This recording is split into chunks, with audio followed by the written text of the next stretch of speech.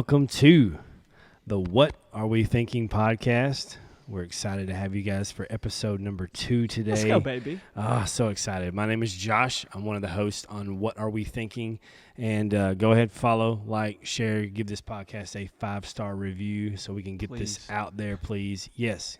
So do that for us. We would appreciate it so much. Yeah, so much. And my name is Alex, and like you said, what an honor it is to have you, especially since this is our second go-around at this. We're not necessarily this is just new to us, man. We haven't been doing this for a long time. This is such a new area for us. I mean, we're not even sponsored yet. We still have, there's no cups. Coca-Cola in the shot. There's no Gatorade. No we Dasani. Just have styrofoam cups.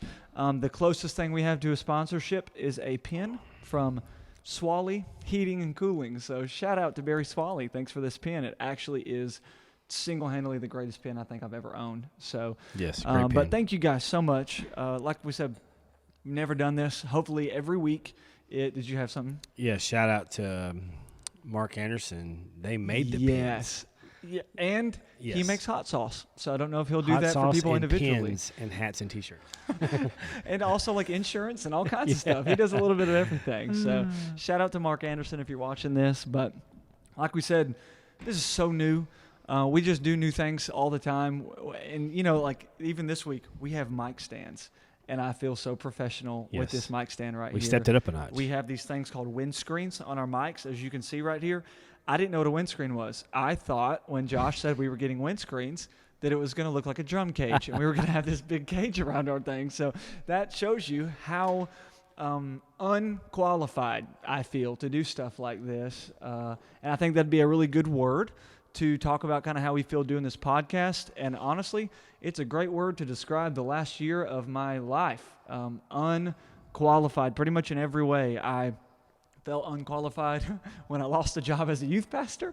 I felt unqualified when I moved back home and was living with my parents at one point. I felt unqualified to hang up garage doors with my dad because I had to do that for a season. I felt unqualified to take on the pastor role at a church. I mean, that's like grown-up stuff. That's not youth pastor have a pizza party, talk for 15 minutes. Right. I mean, because, along with that role, it's like you're also the boss. Like you're like hiring, firing. You have to like deal with pay. As a youth pastor, you get $200 a month. That's your budget.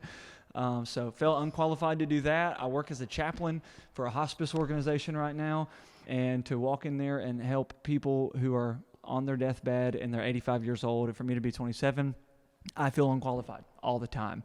And so that's really, even that'll kind of intro us into what we're talking about today, and just feeling unqualified, and even more specifically, how it's okay to feel unqualified. Yeah, absolutely. Because at some point, no matter who you are, in whatever walk of life you're in, you're going to feel unqualified. You're going to feel unqualified as a new parent. You're going to feel unqualified as a freshman in college. You're going to feel unqualified when you graduate. You're going to feel unqualified when you start your first job, when you go to start a business, or when you plant a church. Tell me about that, Josh. Did you feel unqualified? Sure, yeah. I think for me, I had no idea what I was doing. And I didn't want to do it for a long time. I didn't want anything to do with that because I knew I was unqualified to do it. Right. And people that have heard my story before know that I felt unqualified. I had all these mistakes in my past, all these things that I let just kind of hover over me. I let other people's opinions about me, knowing that I was unqualified. When you would hear those things, you would always just be, it kind of freezes you, and it kind of just stops you in your tracks. So planning a church, and literally planning a church with a group of people who, some of us were pretty new in our walk, in our faith. And then some of us had really never looked at anything like this ever before. Some of us never really been in ministry. You know? So then you plant a church with no help.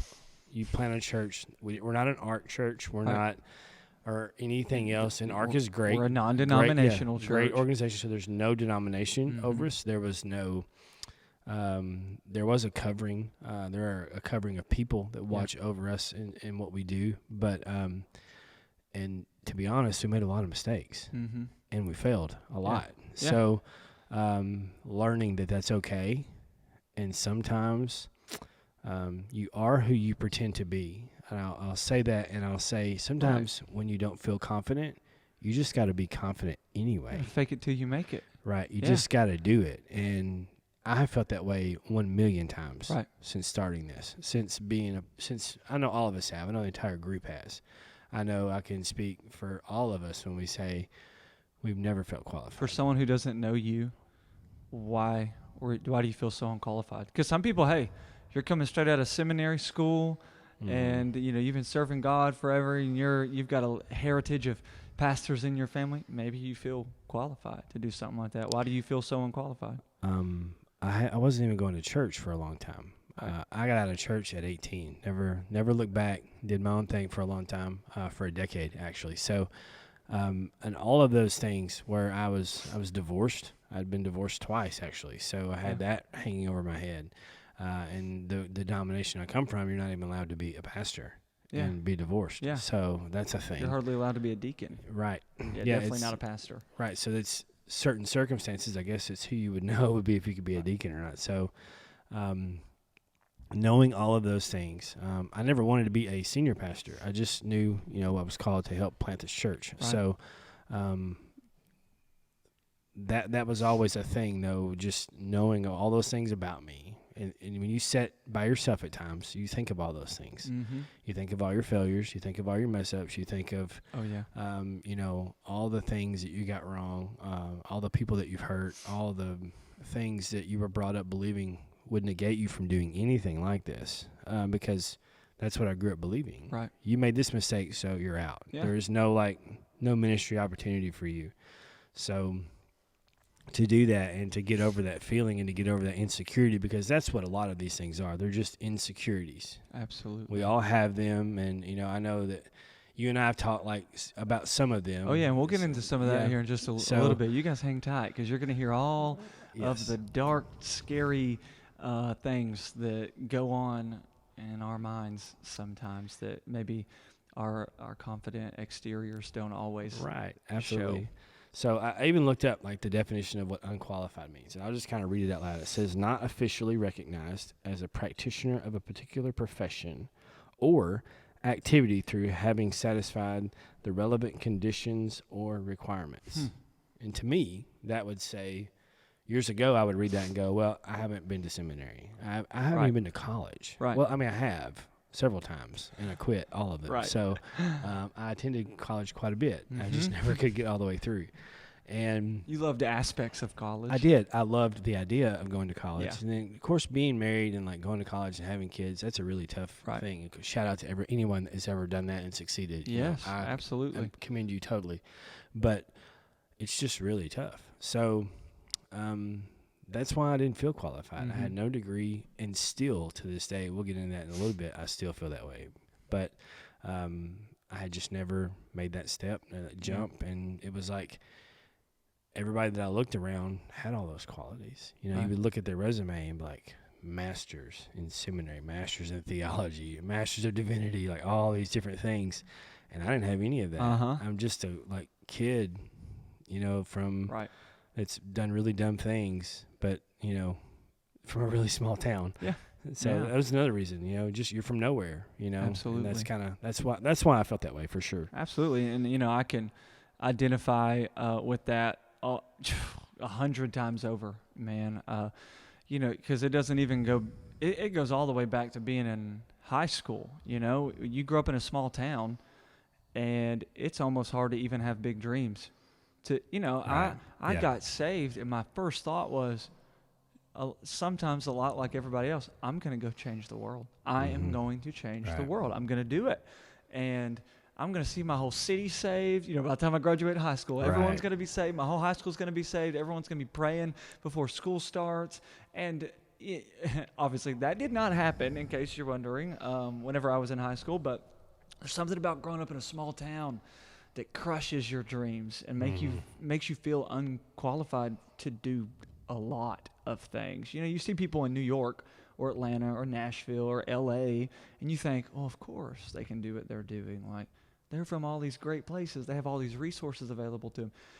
And so, I lived for years letting that small town mentality crush me. And then I get connected to maybe a larger ministry, and I start thinking, man, I could do something. Like I've seen some people Right. who've really done something right now, and then, you lose a job, and it's like, all right, well, I guess I suck, and you leave feeling beat down, like I don't know if I'm ever gonna do anything for God because I felt like I was giving my Right. all and it wasn't happening. Right.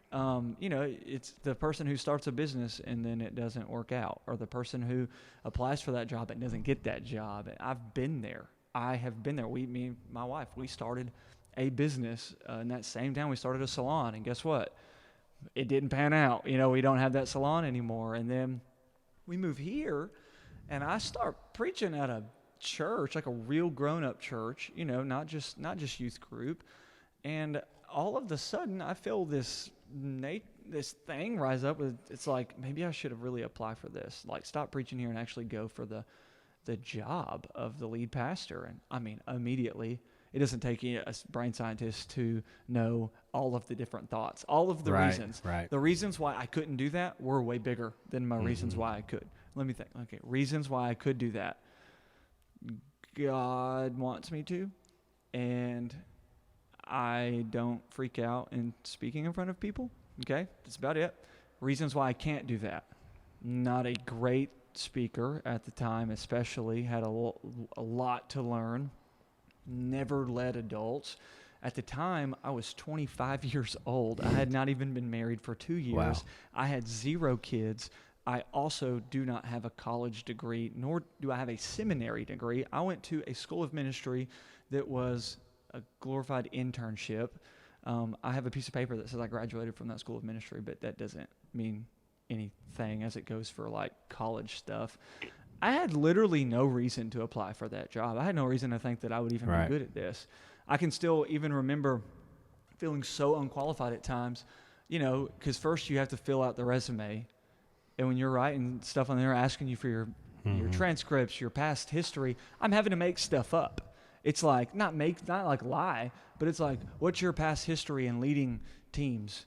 And I'm thinking, I had like 3 youth leaders, and they used to organize stuff in the youth room for me before it started, or, organizing movie nights with the youth group. Like that was my experience. And they're asking me for transcripts from colleges, and it's just like I don't even have that. So basically, you said I lead a team and I organize events. Like yeah. What's your Movie experience night. in that? It's like, well, as much as a daycare sitter. I mean, it's not a whole lot. And then, you're doing it face to face with a person, and once again, I'm just trying to hype up this give video game nights to make it sound like I've done this so I can lead a church. But Right. all the while, I'm thinking, oh my gosh, I'm gonna sink this place. And one day it actually got so bad in the interview process that I had already gone through all the interviews, and I had been waiting for like 3 weeks at this point. There had not been a decision made. The board here, the team here was still, like thinking through things. Right. I hadn't been told anything. I knew there was a handful of other people. I mean, I'm not even asking for money. It's like, what would you take to do this? And I'm like, $0. You let me work somewhere else and I'll do it. It's whatever. I just knew I didn't Right. have much to leverage there. And I still remember one day I had a conversation with a pastor who, very well-meaning pastor, but he begins asking me all of these different questions about, what are you going to do when you get to a relationship series? You can't talk about relationships. You've not even been married that long. You don't even have kids. How can you pour into people who have kids? But just list after list of all these things that I cannot do. I mean, he starts asking me these questions, and I'm like answering them as best as I can. And through this whole process, I've thought, man, I feel like the Lord's telling me to do this. I feel like He's telling me to do this. I go inside, and I'm drained at this point. I literally get on my bed, and I have my first panic attack that I've ever had. I found myself in my bed in the fetal position. I sweat through the sheets, paralyzed, couldn't even stand up.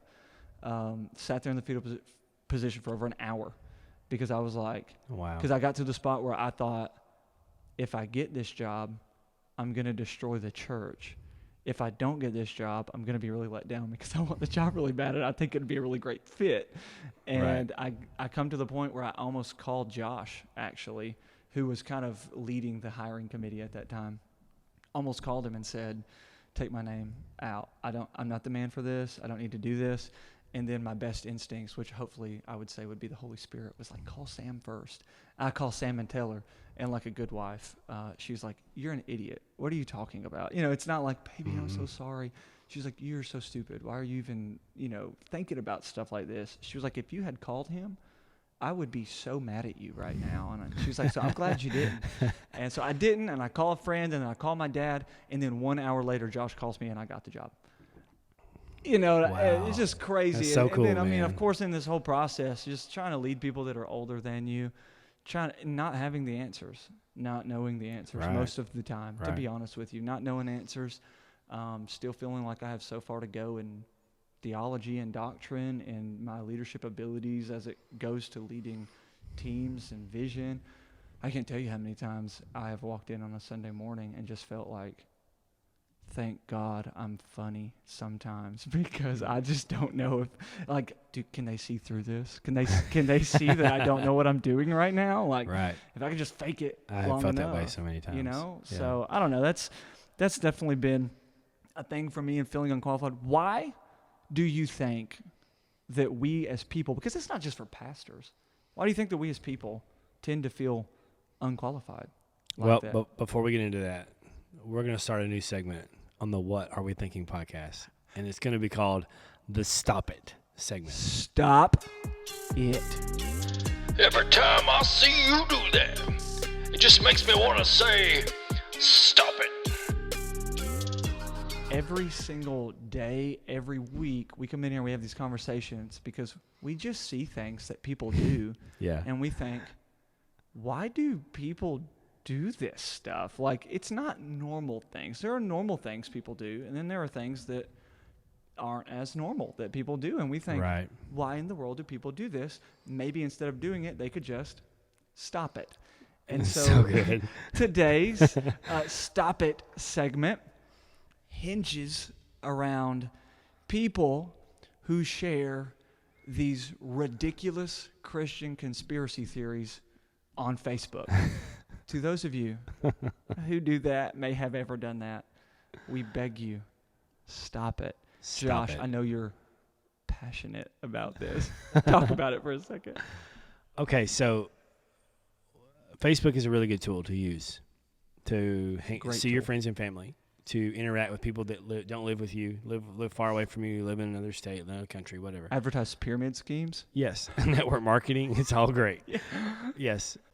So many things you can do that are positive. We can share the gospel, literally share the gospel, like how much we love people. Encourage people. We can encourage people so much on Facebook. The more times people use the new, when you can click like, but you can choose whether you laugh or you heart, then the new one with the emoji that's hugging the heart, the more times people use that on my post, the better I feel about myself. Yes. Just to be completely honest. It's really good. It makes me want to cry when I saw that emoji. It's the sweetest thing I've ever seen in my life. It is. It's great. Yeah. So instead of doing that, though, our culture, the Christian culture that we live in, and not everyone lives in our culture. Shout out to us. Not everyone does, but our Christian culture, we share these crazy conspiracy theories. I'm not saying none of these are true. I'm not refuting any of them. I don't know. Nor do I honestly care. I don't think I'm smart enough to refute any of them. Right, me either. But it kind of scares people and makes us look weird. Yeah. And I mean, I don't know. I think if we stop doing that, just stop it, instead of doing that, go, hey guys, there's hope in the world. There is a guy that we love. His name is God. He loves you. There's just so many things we could do that are simple.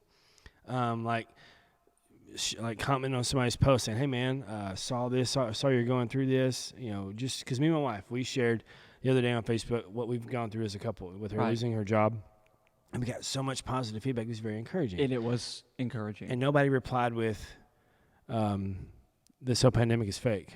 It's run by some pastor who's calling for New World Order. Like Bill Gates did that to you. Yeah, it's all weird. Like, Yeah. it just makes us look really weird. It does. It It does. makes us look creepy.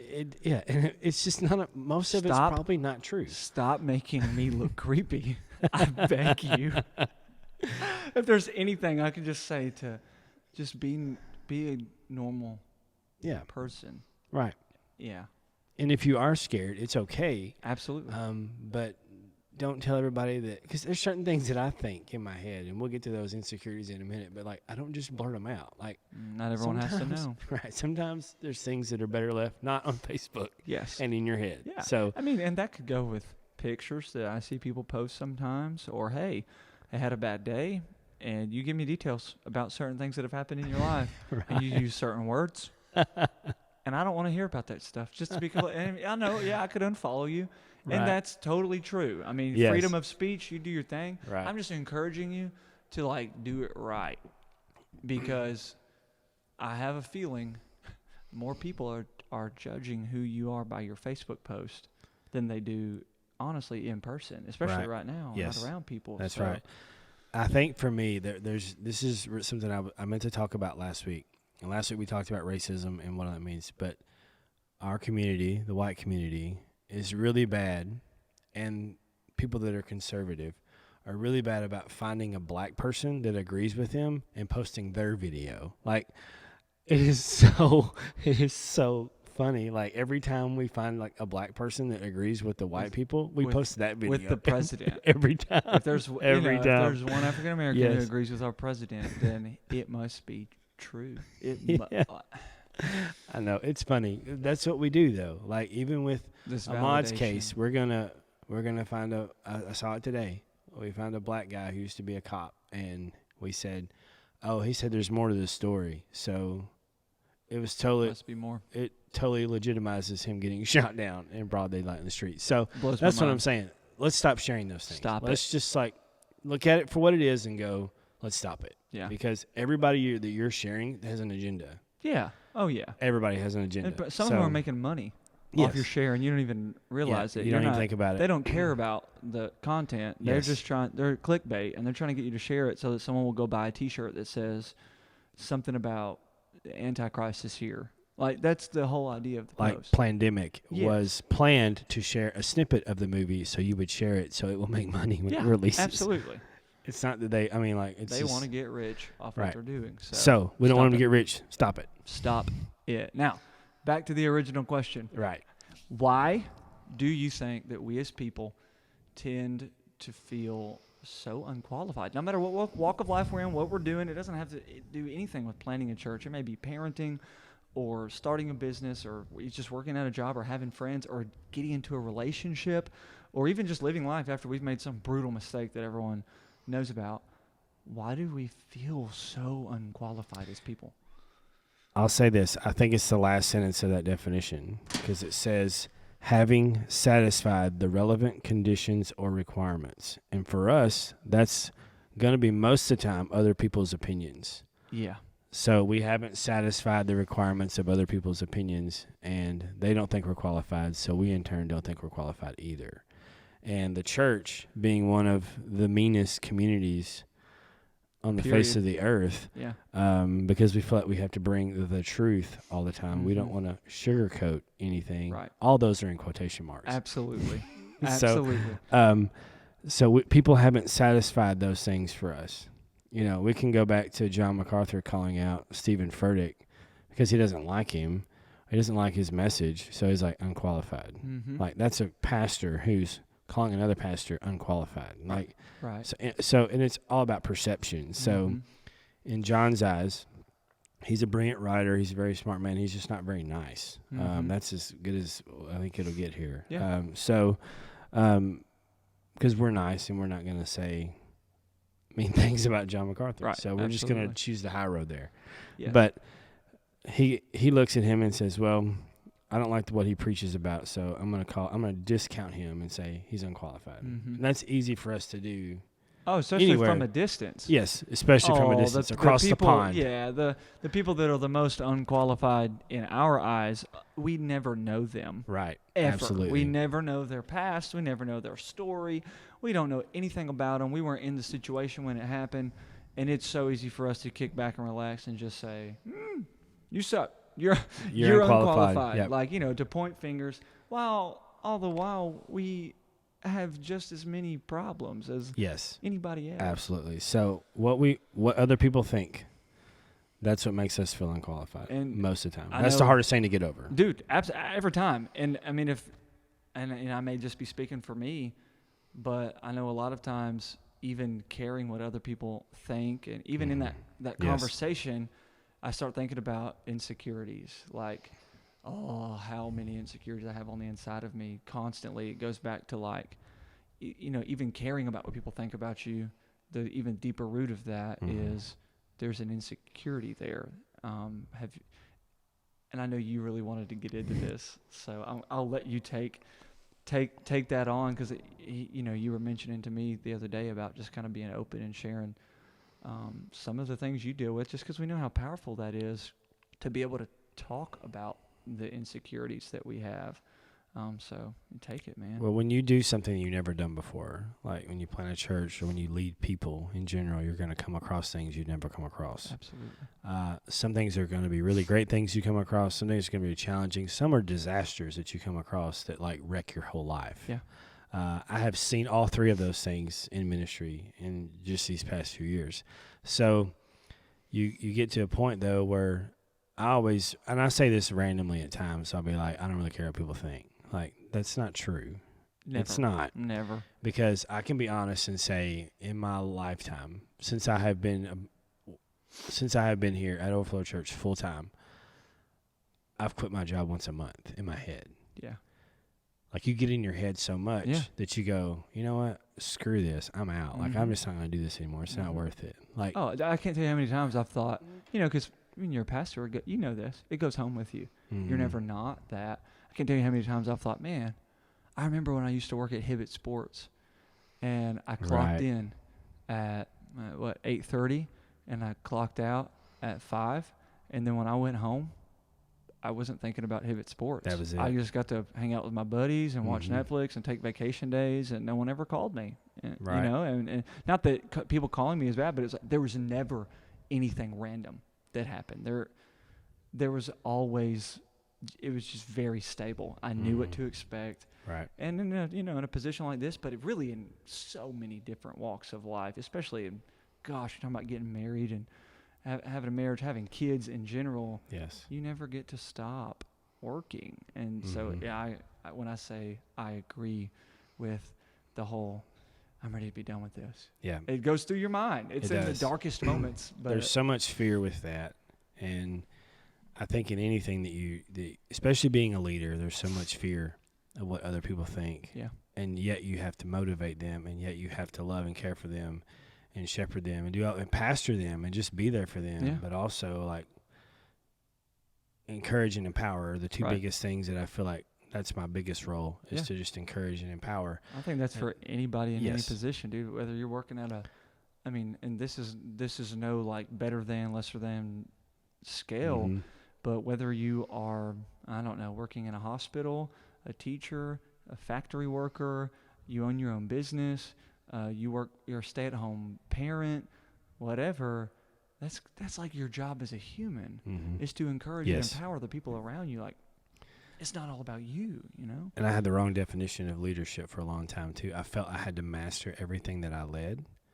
And that's not true. Right. Like, it's not my job to know everything that's going on. It's my job to encourage and empower those people that know how to do those things to do those things. That's so good, dude. And that was really hard for me for a long time because I felt like I had to know everything, and I had to, like, lead that section of it with my knowledge of whatever that section was. And that was so wrong. So, like, there's a lot of pressure I put on myself. But for me, most of the time, and I think, especially as pastors, and especially even during this, like, you take what you hear from people, like, you take it kind of to heart. Like, initially, it's man, are we doing a sucky job? Like, you just never know. Like, because people complain and, people say this or say that. So you have to kind of take that into consideration, and then you take it to heart, and then it gets in your head. And then it's like, well, you know what? Like, this is not even worth it, or, you just get in your head about it. Absolutely. So that's the thing when I said even when you're not confident, be confident, because if you're not, those things will take over, and you will do Every something time. as far as brash as like quitting or doing something crazy to get out of Mhm. your job, or you see it all the time with pastors too, where they do something crazy, have an affair or whatever, just to get out. Yep. I mean, they will do that just to completely get fired and get out of it. So that is something for me. What people think, what people say, it rides in my brain a little. Oh yeah. But dude. just my fear. I mean, just that fear of the unknown all the time. Yeah. Like, you just don't know what's going to happen. There's so much trust that we have to have, with other people, that they're going to do the right thing, especially with God. We know God's going to do. He's going to come through, but not everybody has that. So Yeah. that's I mean, super intense and super hard to understand. I'm about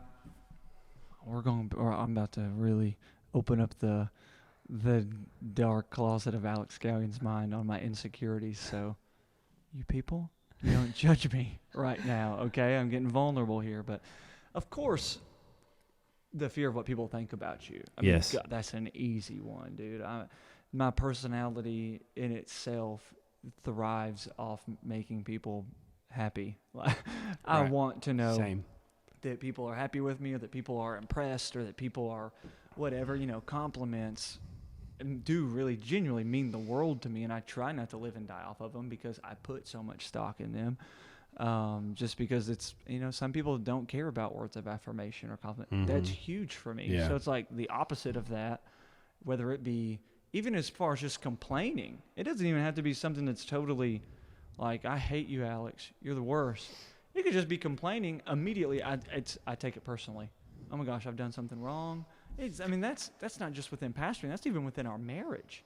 If Sam were to say, I'm tired of eating out because we've eaten out 3 nights in a row, my first thought is not, my wife is just tired of eating fast food. My first thought is, and this is not what she's communicating, but my first thought is, man, I'm not cooking enough, and my wife is unhappy with me because I'm not doing my job because I have an opportunity to cook more than she does because she works late sometimes. And that's where I go with that. And it's like I turn it into something that it's not.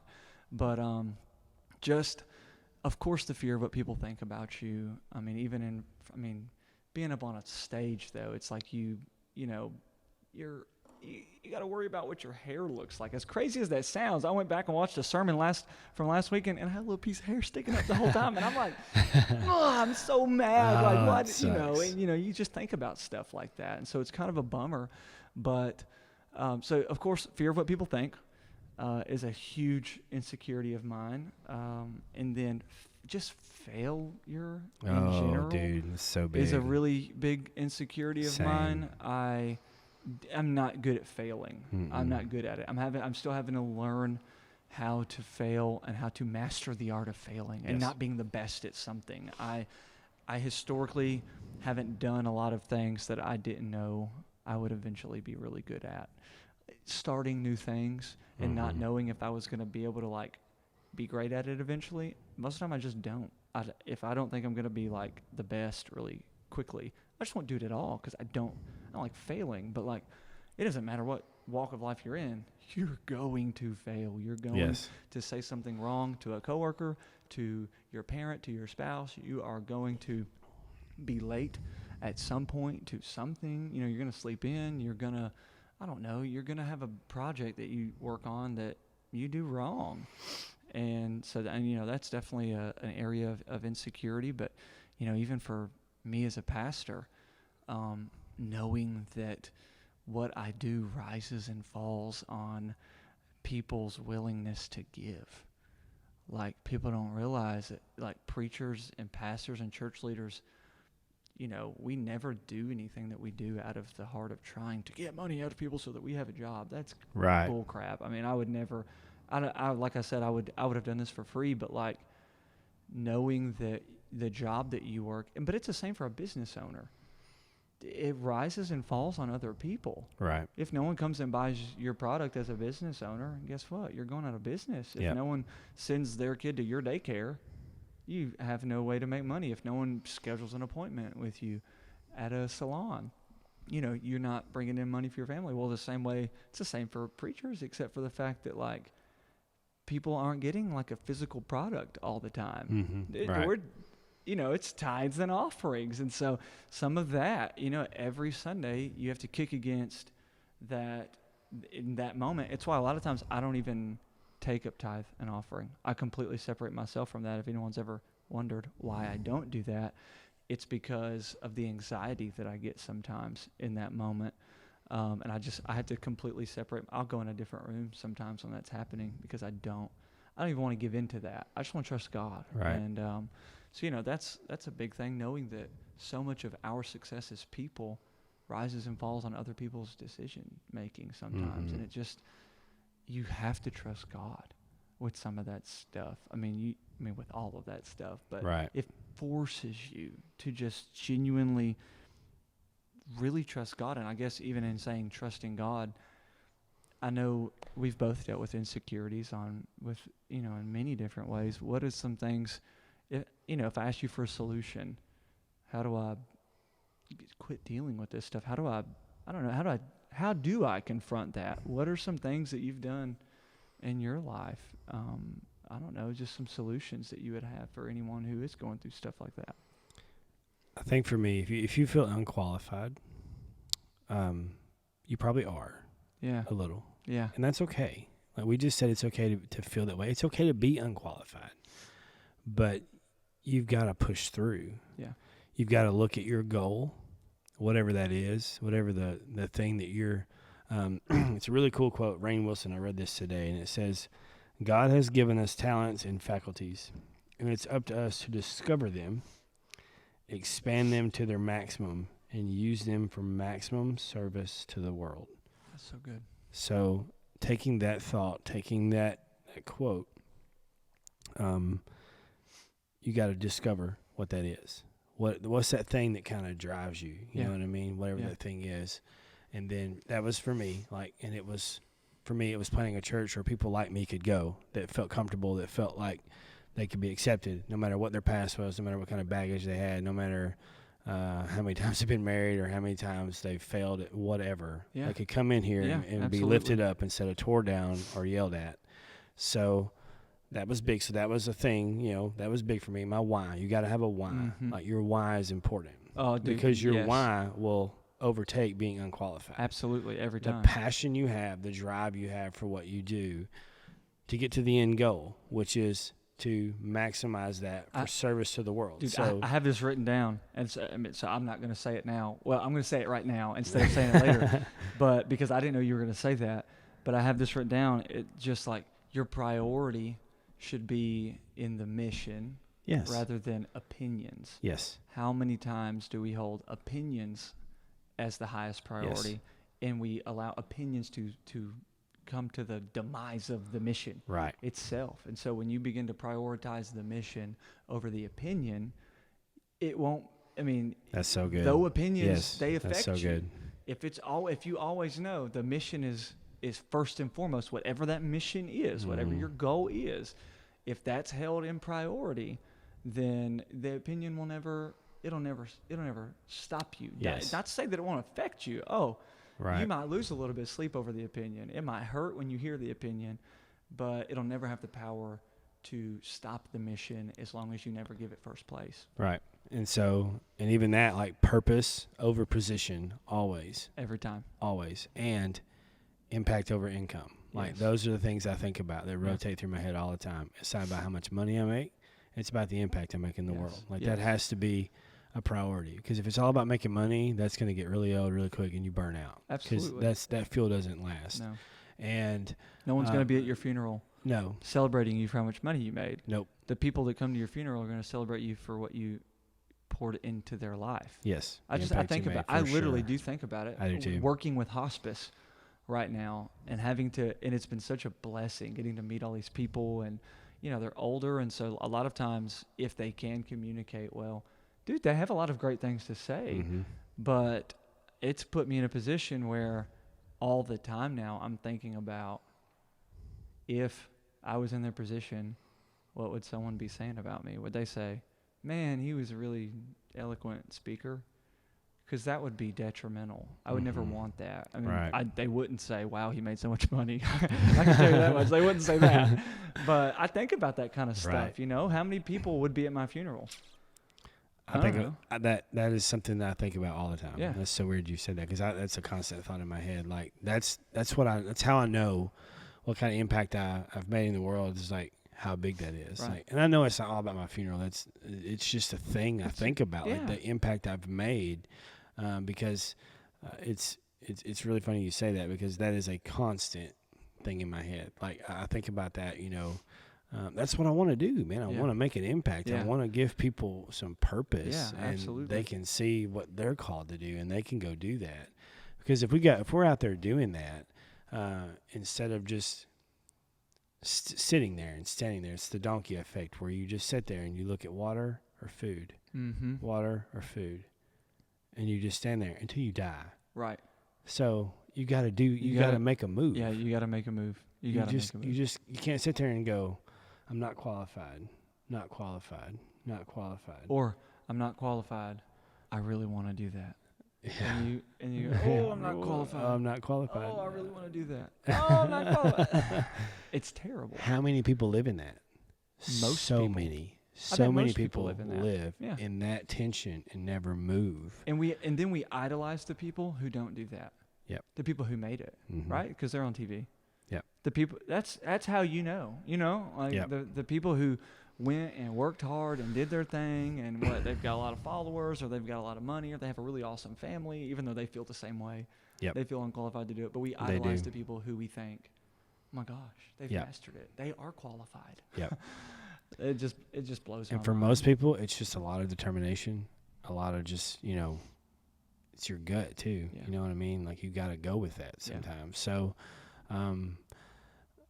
that's how I am. My passion drives everything I do. Right. And my passion isn't right now. My passion is way ahead. Oh yeah, dude. Because when we planted this church, I saw the vision of what it could be. I had no idea what was coming. Right. All in the middle of that. Because let's be honest, like this church almost failed. Like we can say that in an open way, that this church, you can look at it, but I never saw it that way, because for me, when I say I fear failure, I fear it so much that if I feel that it is coming, I will do everything in my power to make sure it doesn't.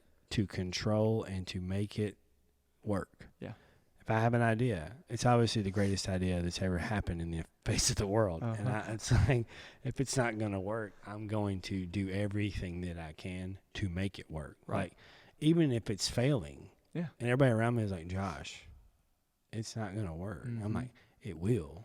I know it will. I know it will. Yeah. The boat is sinking, but I'm like, You're still just pumping the water out. you know, No, it's not going to sink. And then I was just like, dude, you're already underwater. What are you talking about? you're drowning Yeah. with the I boat. think I love talking about even just back on the concept of like the whole funeral. How many people will actually be there? How many people though are not going to be there because you didn't do what you felt you should have done, because you let feeling unqualified hold you Right. back?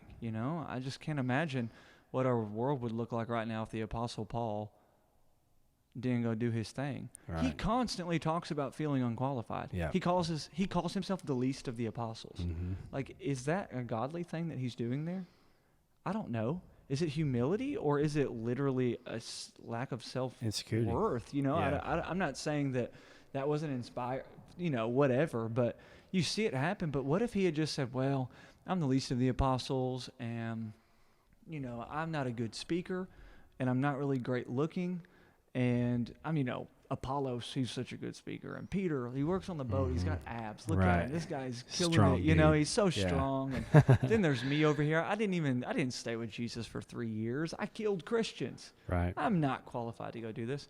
Well, if he hadn't done it, we wouldn't have, half of our New Testament, and half of the modern, the world at that time wouldn't have been reached for the gospel, and then America wouldn't exist. I mean, you go all the way into like so much of who we are, even as a nation, rises Right. and falls on Christianity. What if the early apostles had felt unqualified, so they just didn't go do it? Right. It blows my mind, and And they did. And I think when I think about what I would tell someone who feels unqualified, who feels like either God's telling them to do something or they just want to go do something, but they feel so held back by that, would be, your thing was keep moving, don't stop, just do it anyways.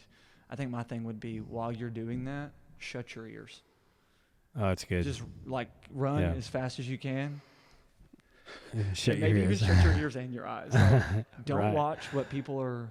Yeah. They're going to flip you off. They're going to give you the middle finger. They're going to write stuff to you and send you texts that don't even matter. Yeah. They're going to tell you every reason why you can't do what you're, being asked to do, why you can't do what you're probably already doing in some way. And you're going to have to learn how to shut your ears and stop listening to them. I can't tell you how many people, even recently, I follow these great pastors on Instagram, awesome pastors. They're not telling me I feel unqualified. They're not telling me that I'm unqualified. I'm watching their sermons on Instagram, and they're so good that they make me feel unqualified because I'm like, I can never do that. So I stopped following all of them for almost 6 months. Wow. I didn't follow any churches, any pastors. I literally had to shut my ears and eyes to the people that were saying. That's good. And they weren't saying that, but to the sources that were communicating or that were setting me up to feel that way. So, I just would encourage you, shut your ears, stop listening to them, do whatever you can to get them out of your circle. And if you can't get them out, and if you, maybe you have to go to work with them every day, I'm reminded of Nehemiah. And, the Lord's laid on his heart to build this wall back up around the city. And you've got these guys, Sanballat and Tobias, I think are their names, and they're telling them, you're not qualified to do this. And they're literally screaming at him, you can't do this, you're not qualified to do this. And it says he just kept building the wall. Well, how many times do we have those two guys in our life? Yeah. They just, whoever Sanballat and Tobias is for you, telling you, it could be your parents, your boss, your whatever, social media, you name it. We'll just keep going. It's the same thing you talked about. You just got to keep building that wall, put your earplugs in, and keep doing your thing. Yep. Just don't let other people hold you back. Keep the mission over the opinions, and cover those ears. Do it anyways. You know. The only way to improve is to be content with looking foolish and stupid. Absolutely. Yeah. Every single Somebody time. wrote that. It's not me. No, that's you. No, it wasn't. That was write it down. That's Josh Crawford. His name is something I can't even pronounce, but it was really good. I'll take credit for it. It spoke to me. His name is Josh. But it's just, you just got to be content with it. Yeah. And that's such a big thing, being content with being unqualified. Absolutely. You feel unqualified? Do it anyways. Right. Yeah, you might not ever feel qualified. When should we ever feel qualified to do anything? We're people. We're imperfect. We're mess-ups. I don't think I'll ever feel qualified. I don't think it'll take me hitting the age of 33, right, when people think you're qualified to be a pastor. And I hope that when I hit 33, I don't just automatically think qualified because of my age. Like, how crazy is that? I don't want to feel qualified. When you get to feeling qualified, that's when you quit asking God to help you. That's when you start calling everybody else unqualified. Oh, absolutely. That's good, man. Yeah. The only people that call other people unqualified are the ones that think they're qualified. Yeah. And as long as you think you're not qualified, then you'll always reach out to the Lord for help. You'll always have to lean on Him. Yeah. The moment you feel qualified, you don't have to do that, though. Yeah, because you can just look at everybody else. I got this thing. Yeah. Prayer, God, and maybe we never say that. But our prayer lives show it. Yeah, absolutely. And our tithing shows it. Mm-hmm. I can make money. I don't need God to bless me. Are you kidding me? I got this job. So we quit tithing. We quit giving. And it's like, I do the same. I tithe. You know what I'm saying? Yeah. I get paid from the church, but I still tithe into the church. I read that book of the Bible, and it means one thing. It'll never mean anything else. So I'm not going to read it anymore. Right. That's all it means. God's never going to use it to speak anything new into my life. Mm-hmm. That's just what it means. Yep. So that's how we do it. Of course, we are saying, we want to say this because we don't want anything crazy to happen. If you're not a doctor, don't just walk in an ER and start trying to do surgery. That is a bad idea. It's an awful idea. You are actually unqualified. I don't want a lawsuit because someone said, hey, man, I don't feel qualified. I'm not telling you God's going to ask you to break the law because that's actually against the law. So probably don't go break the law just because you think you're qualified. Yeah, there's some common sense to be had there. And this Yeah. is something else I put down and I meant to say, going along the lines of common sense. When I said cover your ears, there's also room for good, healthy criticism. Absolutely. That's good. Healthy criticism. I have people in my life who can tell me whatever they want to tell me. My dad can straight up bring the hammer down on me if he wants to. Any of my parents can do Yes. that. My wife can do that. I've got other pastor friends that can do that are not like on my staff, that can say whatever they want to say and bring healthy criticism. But there may be a line also that you have to draw in that you have to eat the meat and spit out the bones. Right. Because sometimes you'll get healthy criticism that is just that it's criticism, but it may not be exactly what you need in that moment. And so you got to learn how to receive what you need to receive and give back what you need to give back and not take everything in. But there is a line to be said about like when people are telling you, maybe this isn't what you should be doing. Right. Also take that into consideration. Yep. Listen to them, Always. So There's like a percentage rule there, like, because not every critic is a hater. right. Some people are just going to hate on you, and that's fine. But some, like, I would say 90%, you would just kind of starve it and ignore it. But there's like an 8% there where you would go, I'll actually share this. This person said this about me, Right. and I'll be honest, it was a good opinion. Maybe Right. I can agree with, like, that Yeah. perspective of what I Yeah. said or whatever. And that's good. You can do that. And then the rest would just be getting crazy and engaging with them. I was like, and there's going a crazy. 2%. Yeah, there, the 2% dude. would be regret because you're going to engage with the troll and go It's crazy. the person and that like, you reply to on Facebook that you Yeah. shouldn't have. The Holy Spirit was saying, don't do that, don't do that. Don't do Right, that. you And did it anyway. anyways. And now And you you look regret like it. a punk. yeah, because then you fed it and then you made them look good. So yeah, there's the 2%. You stay away from that. Yes. But definitely, like, there's a healthy percentage of that where you go, you know what? Maybe you're right. Maybe I Yeah. need to look at that from a different angle. I think that's why we're doing this podcast Right. is to look at things through another lens on Yeah. some issues. I think last week proved that 100%. Oh, And for this week, sure. I hope you can look at being unqualified in a different way, and maybe a way where you can have some hope and go, you know what, maybe I'm not, but I'll get there. Right. If I just keep going and keep working and keep striving and keep pushing myself, like I'll get to a point Yeah. where maybe I'm not even qualified, but I'm doing it. Right. Like Do it just because you anyway. learn how to ride a bike doesn't make you the best Right. rider in the world. Like Ready you to just go be in the Olympics. no, or but anything, like you're doing it. yeah. You can get across town now. The you X can, Games. I said the yeah, Olympics. yeah, yeah. Well, they ride bikes in the Olympics. Okay. Well, There's games for sure, that. Like Lance Armstrong, like that kind of bike riding. I'm thinking about getting on a half pipe. Maybe that's in the Olympics one day. I don't know. It should be. So, guys, we hope you take something. We hope you take something we've said today, and you can take maybe that feeling you have, all the insecurities you have, and make them work for you Yeah. instead of against you. So there's something to think about. Just use those things that you have inside, and maybe even bounce them off somebody else, and maybe figure out what that passion is for you and what it is that drives you, and just go do it. Go do it, man. If nothing else, I hope today was encouraging to know that like other people feel unqualified to do stuff. All the we time. don't all.